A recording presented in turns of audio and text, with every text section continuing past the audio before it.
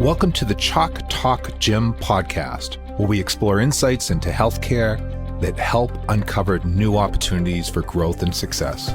I'm your host, Jim Jordan.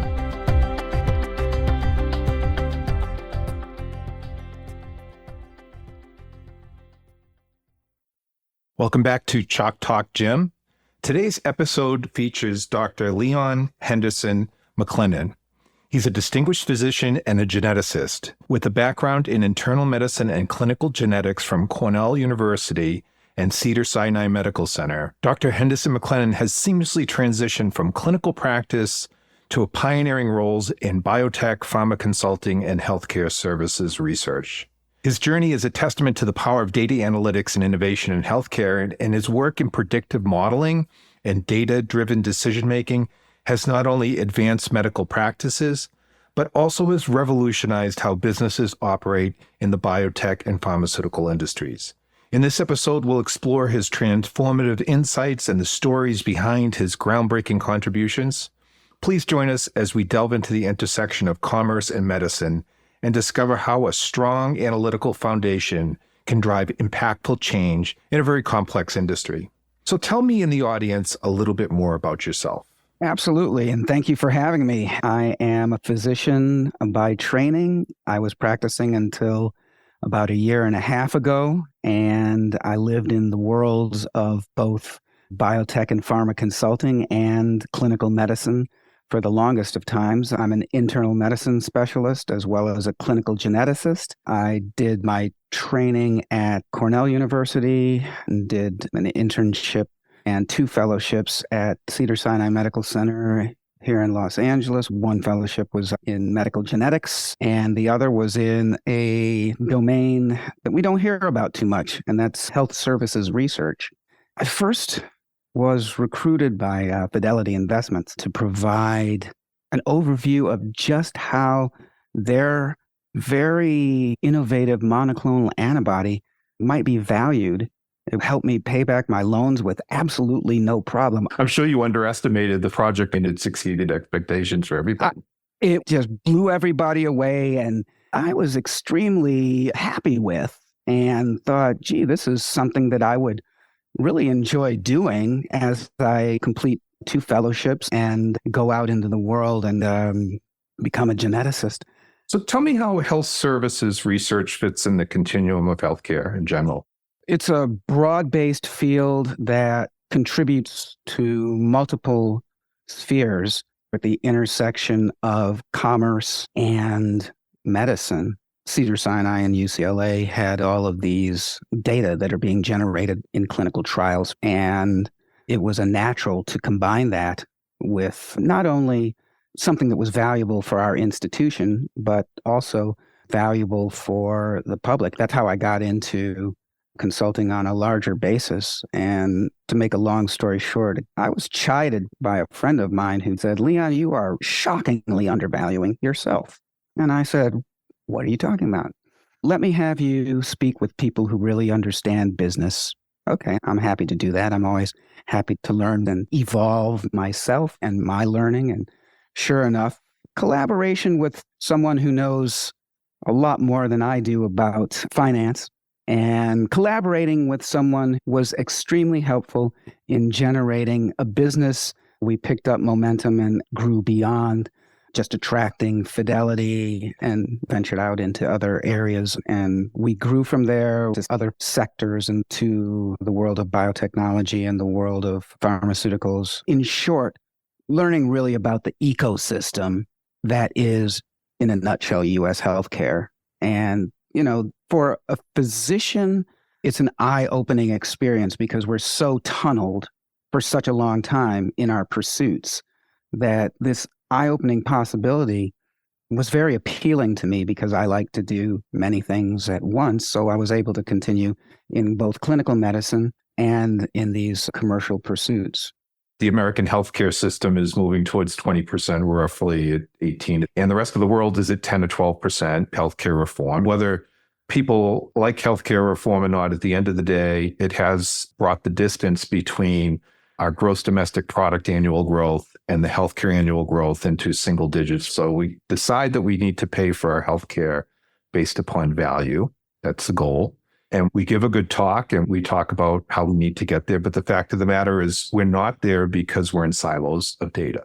So it's been 14 years. We're getting better, but we're still very siloed as your business is trying to bring sense of this to people making business decisions.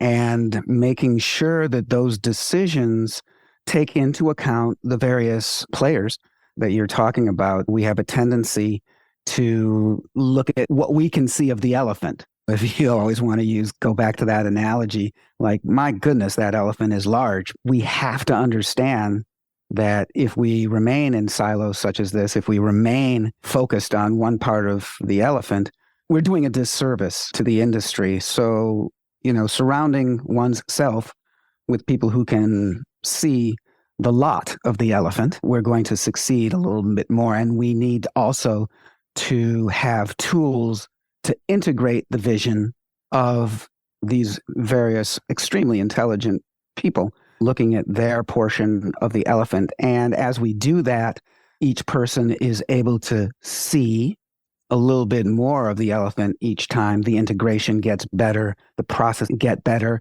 the deliverables that a client, whether it's a biotech leader or a pharmaceutical leader, receives will have more pertinent information for them to make decisions that are appropriate for their firm, for their shareholders. So indeed, as we grow, everyone else grows as well. And obviously now we're looking at technologies that can bring those aspects of vision together. It's an exciting time in that respect because we've tried to do this consistently ourselves as we grow. And now with AI and machine learning and other tools at our disposal, we're able to not only do this faster, but also we have the ability to sift through it as we interrogate these new tools and separate the wheat from the chaff, the valid from the invalid. This is not a panacea. These tools are not panaceas alone. We need the human element to help us extract that which is of greatest value. And it is the human element, I think, where we find the data to really understand the problem at hand quite often too, because a lot of it is our health issues are embedded into family cultures. Where does your company fit in the continuum of healthcare today? You have a new business launching today. So the first one is the in thought, which is providing data, the evolved data that you know of existing business systems.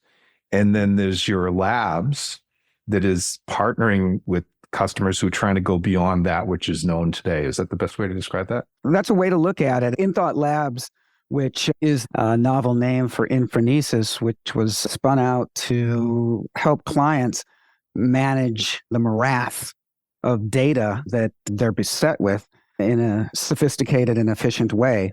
Firstly, Infrenesis helped InThought exactly that, because we got to a point where everybody's trying to look at a different part of the elephant and we're limited by our human capacities. We needed tools to help us internally manage the morass of data. We want to get to the why. We want to get to the conclusions. What is the absolute risk reduction for X drug? Let's say we're hired by a company that's developing an asset and they want to understand what their competing assets are generating data-wise. We want to understand whether that competing company is playing fairly in the sandbox and just cherry-picking the generated data for their benefit.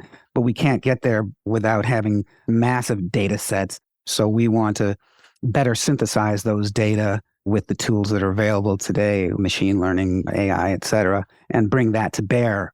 Is there some example that would be not proprietary or public now that you can look back and say, boy, that was an insight I didn't have before we did this project?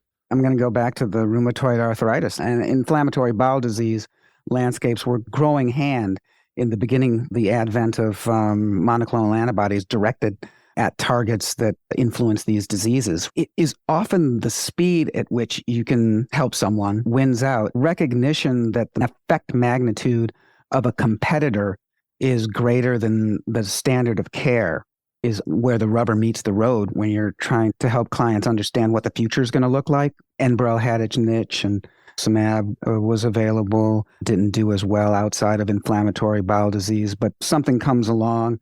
This is so far in the past that I chose this example because everybody knows that Abbott, then AbbVie, came along with Humira. If you can recognize that magnitude of effect advantage earlier, and we did, that's a way to have a pretty darn good impact for everybody that's concerned, not only rheumatoid arthritis space, but also spaces, psoriasis, psoriatic arthritis. And you can imagine that that particular example is repeated tens of thousands of times across various therapeutic areas and across various geographies. I'm working with a really group of professors. It's called the Pittsburgh Learning Continuum, and they're focused on how does the body learn? How do the immune system learn? How does the brain learn? And what data sets we have and what data sets we don't have. And the step to get to this, and it's all public, the step to get to this was, if you think of just a normal distribution, you have the tails of it, which are the odd stuff. And what they discovered is when they're handling their various research questions in a lab that's very micro-oriented, the information they're interested on is generally within the first few standard deviations. And for them, those last pieces are not relevant to what their research is. But if they could get the tails together and go horizontally across disciplines, they've actually found that the future hypotheses are very much within the tails of the discarded data.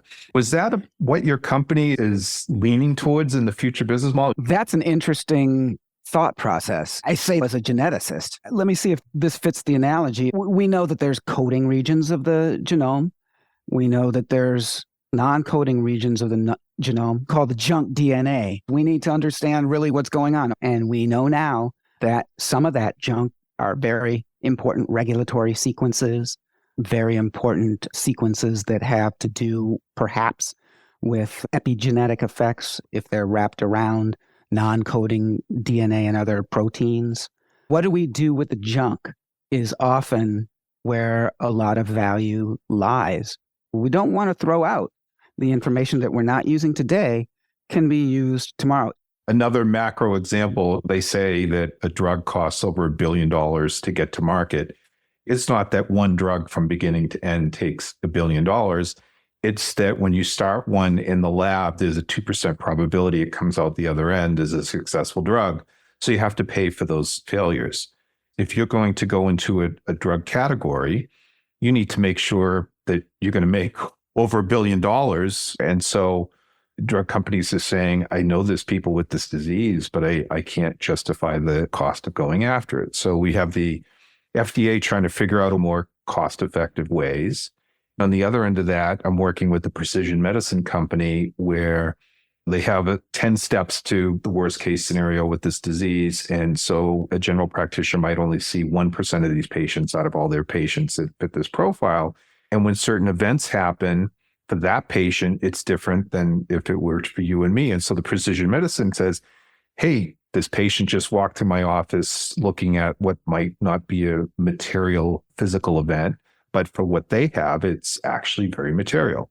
And so that's how the company started. Now machine learning or artificial intelligence has said, there's something going on with these patients statistically at 1.5. Now, it takes physicians and scientists to know what to do about 1.5, but the data is saying we need to look at 1.5. Now the drug companies coming back and saying, well, you're actually giving us the evidence of 1.5 that it's worth taking a journey for a drug here. So what are the challenges in this sort of amalgamation of issues, macro, micro data sets, anomalies in a data set that your organization is facing in developing products and services? You are hitting the nail on the head with a major challenge that we're often presented with, and that's the go, no-go decision that is based on present data and the probability of future data generation. And that's a lot of times where the past performance doesn't necessarily equal future performance. However, in silico modeling can better analyze the present as if it is X time in the future, Y time in the future, Z time in the future, and come up with not only the predictive modeling around that, but also discussion points around that. We can go to a company and articulate the model is outputting in a way that makes sense to them so that their go, no-go decisions are based on something more than, let's say, an inadequate target product profile. So this show is about how people can apply these concepts to different business models in healthcare. So in my last episode, I spoke to an insurance company who was offering a service to large employers who self-insure. Now, an insurance company makes its profit in two ways, one through administration and the other is through population risk. And population risk is where the bigger challenge is. And so let's imagine next year the percentage of my population with cancer moves from, say, 1 to 10%, which is obviously a ridiculous amount. But that would drastically change the cost and the profit in your system. So when you say to yourself, why do insurance companies make so much on the bottom line? Part of it is covering this population risk that they have. So this company that I'm talking about is taking the administrative component of insurance, and they're allowing large companies to use their own population data so that they can take on their own risk and so that they don't have to pay a profit for somebody else's population risk. But at this point in time, the company really can't offer this to smaller groups of employees because they actually don't know the data to know if it's in their interest to be self-insured. I would imagine that your organization could also help with this kind of data analysis. It's interesting that you bring up the insurance industry. I was just talking with colleagues the other day about the merger of minds of folks dealing in actuarial data. But I think merging our capabilities with the type you're talking about could benefit industries. We're developing a tool that helps us understand at a glance unmet needs of specific populations. In this case, individuals that have disease and at risk for disease, this commingling of models, magnifying both sets of data's power. This is something that indeed we can help insurance companies who deal in actuarial data and the pharmaceutical and biotech industry. And it's so interesting that you brought that up. This is the type of process being done to harness the capabilities has really endless potential. To appreciate this point, I'm currently working with the gentleman from a company called Match Right Care, and that company is focused on a personal health record, and his story is quite amazing. He and his wife had a baby who tragically died from a very rare disease, and through this heartbreaking experience, they had to travel to the U.S. to get the best care for their child, and there was no connectivity between the systems, and at worst, the data was not connectable, and at best, it was fragmented and incomplete. And this made it impossible for the system to track their data effectively. They had to do it themselves as parents. When we think about our national healthcare system, the cost of the system and its inefficiencies, a significant issue we face is information management. Beyond just dealing with diseases themselves, we need better infrastructure. That's exactly true. When I was listening to that episode, I was reminded of literally I had two cases the same early morning from literally 5 miles from the person lived 5 miles from the hospital. Their data was about 4 miles from the hospital here in Los Angeles. And I had another patient, same condition, really. It was scary that this was happening at the same time, but obviously there was a story to be told in the ether. And there I was. And the other patient was from, I'm going to say somewhere around Calgary. Guess whose data got there first? And it was in part due to the disparate systems that were being used 4 miles away versus where this individual had a similar event 2,000 miles away, and the data were harbored there. And suffice it to say that lag time was not in the person's favor. The outcomes were good in this case, but we could have done a lot better had we had that connectivity. With all the excitement of artificial intelligence, people don't recognize that if you don't have data, that system can't really do much without it. And I think garbage in, garbage out. Can you tell me of a time when you've had to adapt or shift your strategy? Because it's clearly very flexible in how you've approached your career. I feel like I'm adapting all the time. One thing that's constant is change. I think being nimble and focused on what does the future look like. We were a very conference-heavy organization. Not only medical conferences, but also investor conferences. JP Morgan in the beginning of the year is always a great one to go to because you can outline things and you can fill in the blanks as the year goes along. A few companies noticed that we were thinking about the data a lot different way than others and asked us questions that ended up leading us into more competitive intelligence areas. Business development questions were coming our way more frequently because of this. Which indications are more ripe for us to go in? What would you do with the sets of data that we have? We got a lot more business development questions, a lot more questions about prioritizing internal calendars and internal structure. You're often deciding what's going to be the first condition, second, third, fourth, and prioritize those conditions. So we pivoted quickly from the conference coverage focus to addressing a lot of these questions for our clients. And that helped us grow. That helped us bring on board people that we always wanted to bring on board, but couldn't until we generated the revenue from these more sophisticated questions, the questions that are going to float up to the C-suite a little faster. And now, of course, we're pivoting from fully human activities to those bolstered by AI and machine learning, with the human element available because clients like to speak with us. We don't go away when we deliver material to them to answer questions. The best answers should generate 20 more questions. Boy, there's a lot of smart people in the industry, so they're out in front of it and they're asking us new questions all the time. That's it. That's pivoting and being nimble in a nutshell.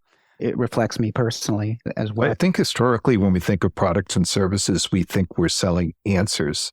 But I think in the future, particularly in the service side, I think some of these data companies in the future are actually going to be selling questions. I'm walking the same path as you. There's no question about it. My favorite clients are bombarding us with questions, and we know, okay, these folks are paying attention. Where do you go for keeping up to date? Classic journal called Value in Health that's written by the ISPOR organization, that's published by the ISPOR organization, which is the leading health services research organization. I did not know that. Yeah, there you go. That's the kind of details we're looking for. That's a mantra for me. Someone's always asking me about pharmacoeconomics and HEOR, and that is the Bible. So what do you see as the biggest threat to this journey that you're on? Very unique question. We're always concerned about threats to any innovation. That which stifles innovation would be a massive threat.